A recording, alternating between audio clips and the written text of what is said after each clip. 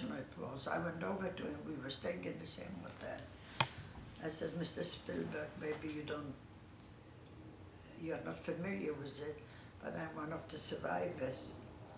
So he had already a whole group set up for the film, because he had professional actors. Right. But my biggest satisfaction was when we came back to the hotel, and Ben Casey, he was in the movie too, and they were sitting at the bar drinking, having a drink, and one of the Poles who was sitting there, he says, too bad Hitler didn't finish his job. When Casey heard this, he went over and he gave him twice over his face, that I was surprised that blood didn't come out from his nose.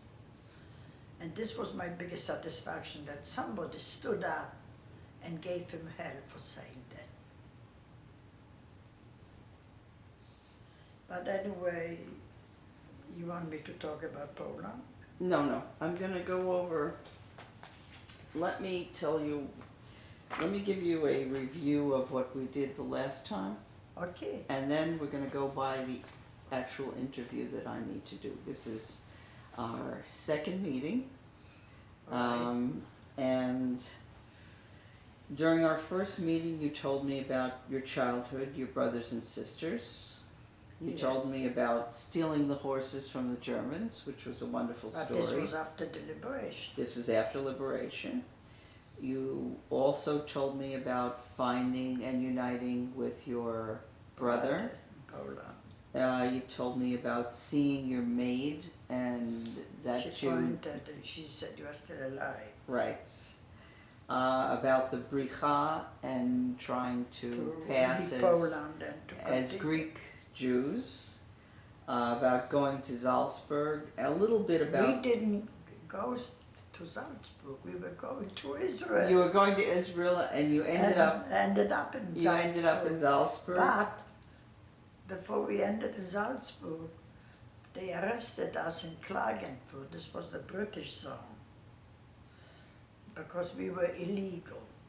So then they had to put us someplace, so they sent us to Salzburg, to the DP camp.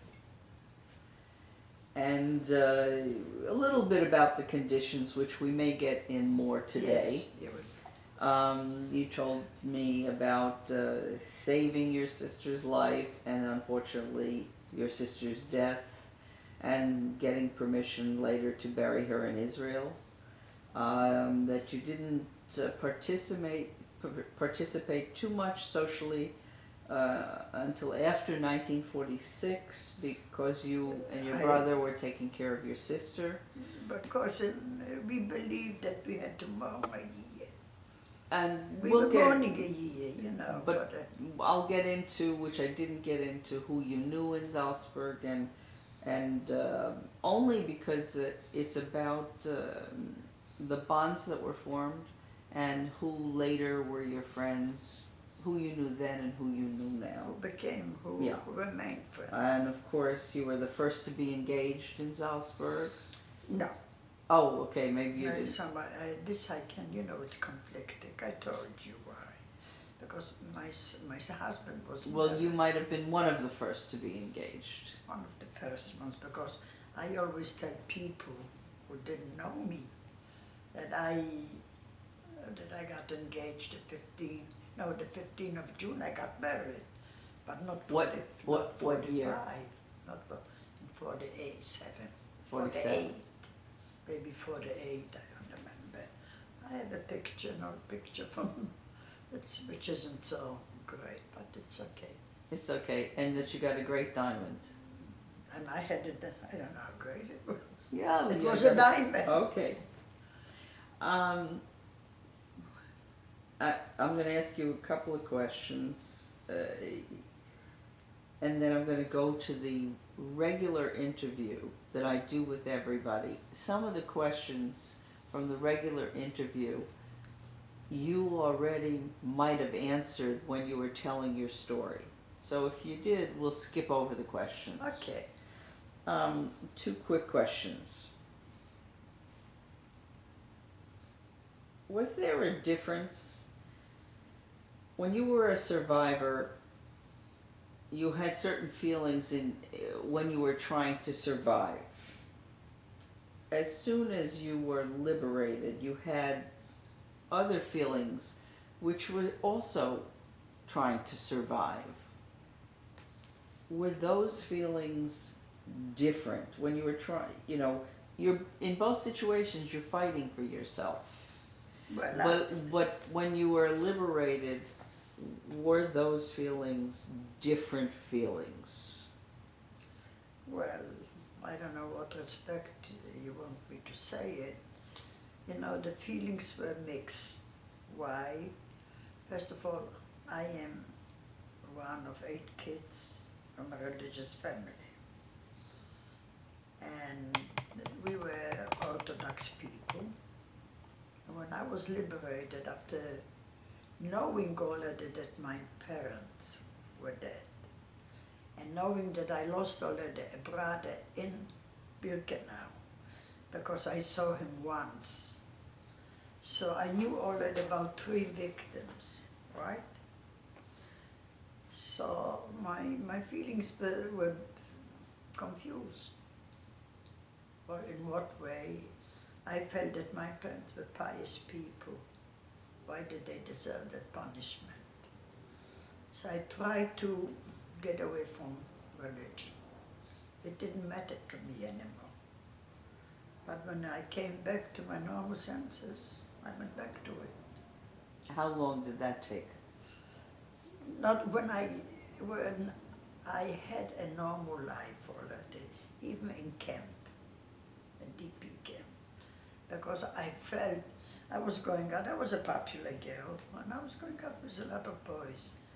And when it came to pick a boy, so I always looked into it that this is the kind of boy that my parents would accept. You understand? That he had more or less the background as I had. So let me ask the question a different way. The moment that you were liberated, did you work towards surviving and rebuilding your life? Not that. Not the minute I was liberated, because here I was fighting for my sister's life, not for my own.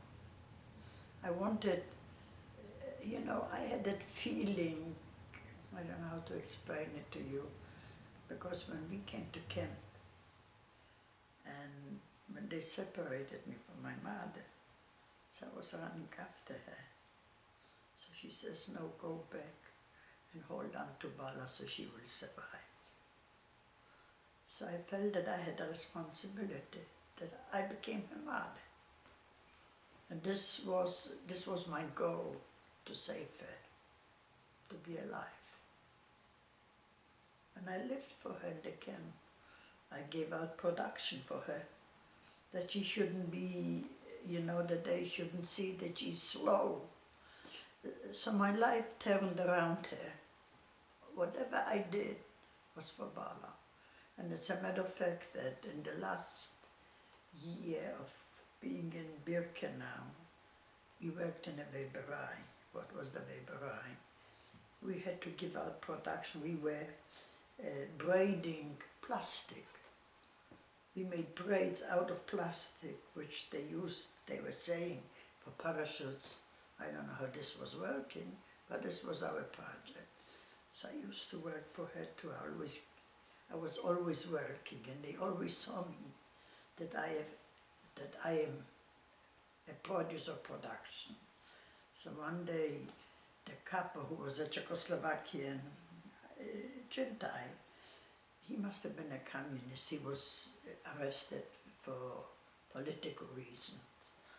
He came into our room, to our barrack, and he pointed on me, and he said to the chief, to the SS,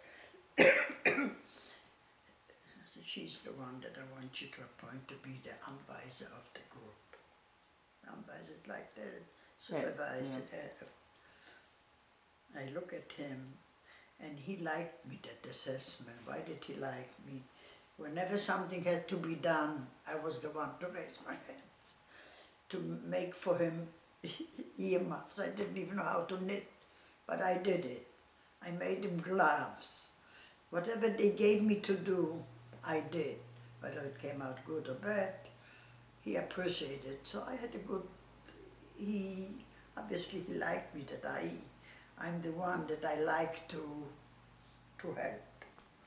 So when he told him to take me out as a supervisor, so he looks at me and all of a sudden I started crying. She says, "Why do you cry? You will be the head of this room." I said, "I'm really sorry, but I don't know how to be fresh or to hit people." So he gave me twice over my face and he put me down. He said, "Sit down." But I didn't take it.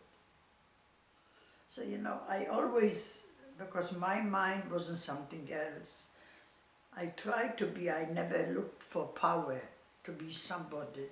I always did my job, especially in a situation like this.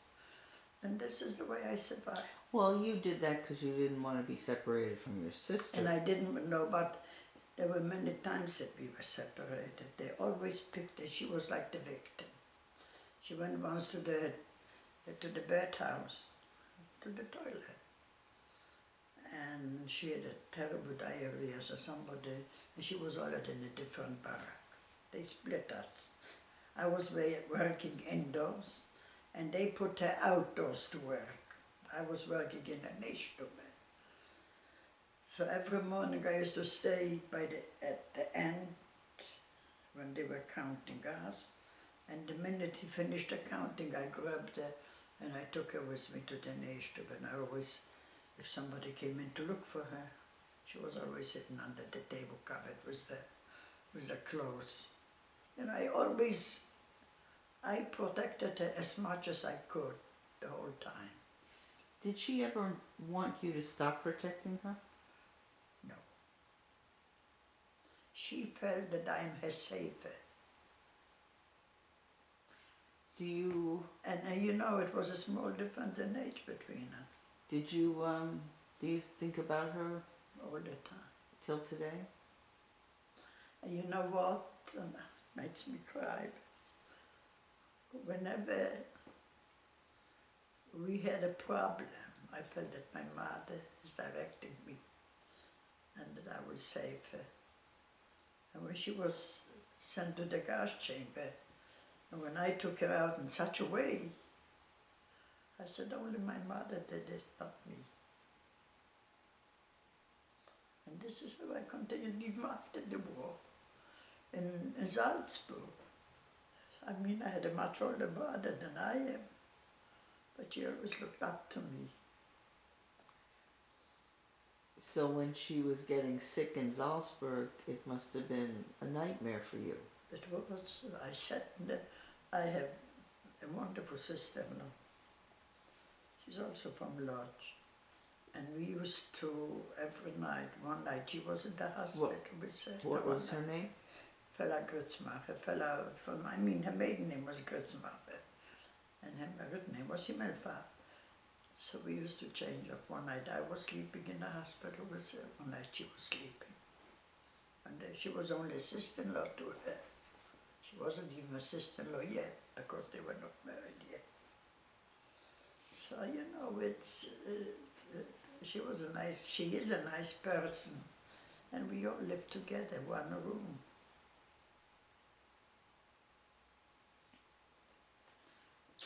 So that was the harder thing for you to recover This from. was the hardest.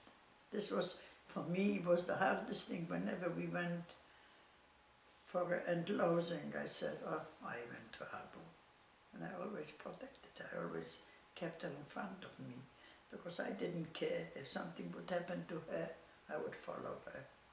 And that's what I did that time. But by mistake, he skipped me, Mengele. So the first part of your liberation was you were much more absorbed in trying to keep your sister alive. My goal was to keep her alive. Okay, so during the time of your liberation, which would have been May 45 to when she died. It was right after she we died were liberated. She died the following year.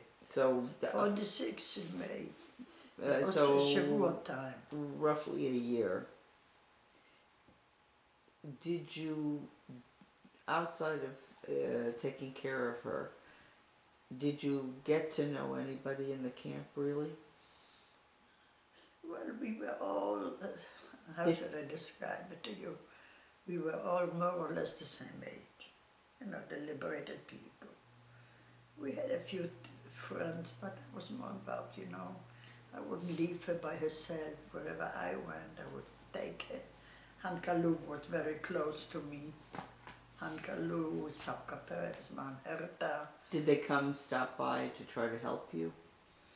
I didn't need their help because I had a sister and a brother. Did And they we try to get had- you to socialize or go out? We didn't have any social. What was our No, social? no. When I mean socialize, I don't mean parties. I mean, did the... Whatever I did, it was after she died. Okay. I have pictures. I play. What do you call Volleyball. Volleyball, I think it was called. And then don't forget, I was working. I was working in the UNRWA. Now, let's separate the time period. Prior to your sister dying, you were not working. No. So between 45 and 46, you were taking care of your sister. You did know people in the camp, Right. but you didn't go to the opera houses. You didn't No. go to the opera dances. houses came later. The dances. The dances, everything, whatever I did, socially.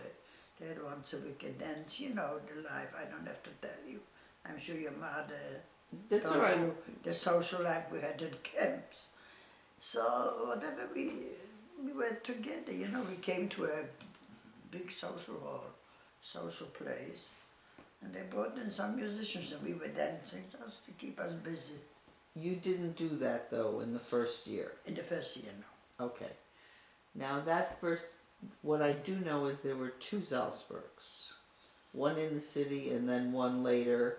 One in the very large Gering. What? One Paris? Salzburg was described to me as One was the first one was in Riedenburg Kaserne.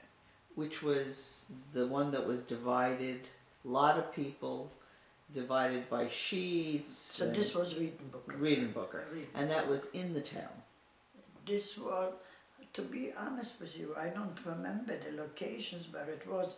It couldn't be that close in town if it was a caserne for the soldiers. So they must have been a little in the outskirts. But that's where it was close to the opera house, is what I've been told. So probably, but at that point, And when I how? was in Riedenburg, Yeah. I didn't look around and I didn't Okay. because I had my problems. Now, housing wasn't so great. There was one building. One building. One building. That was it. And they put sheets everywhere. Right. It was like a Dividing. cubicle. Dividing the families. No, putting the families, Yeah. each family separate. Um, And don't forget, there was a lot of single people. So the single people, they put the girls together for their own, right. and men for their own. Do you have any recollection only in that first year of who you met, or just it's a blank?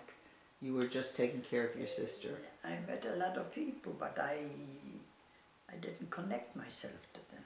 Okay. Did your I- sister, did she pass away at Riedenburg, or did she make it to the second Salzburg? Yes, we were in Paris already. So those were where you had apartments. And yeah, we had already normal rooms. These were like settlements. Also, must have been also for the soldiers. It was the families. Right. So they gave us one section to keep the survivors in it. So she lived, We lived Okay, together. so she lived- We had one room, right. and there was on the floor was one bathroom on the floor, and the kitchen. Right. And we So made she this- lived to the second Salzburg. I call to it. this, yes, after I'm Wiedenburg, calling it after the second Wiedenburg, yes. Salzburg. And this was parish. Now, even though you had a brother that was alive and a sister that was alive, and perhaps this question isn't relevant for 1945 to 1946. Yeah. It may be more relevant for afterwards. What did the other survivors mean to you? I don't know about if they meant something. I was too much involved with my own family. So maybe it's more relevant. But yes, but sometimes I said, why should I be punished more than I go through now? That I have to lose a sister after the war. This But- was the biggest heartache. As we sit here today, and if you were to look at after 1946, who are the survivors in your life? Who were the survivors? What who are they to you?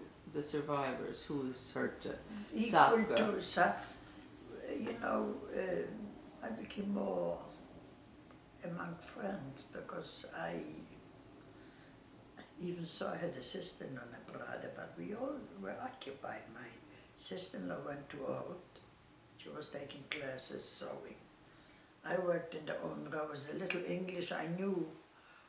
I became an administrator. I was doing work for the, for the camp, for the people.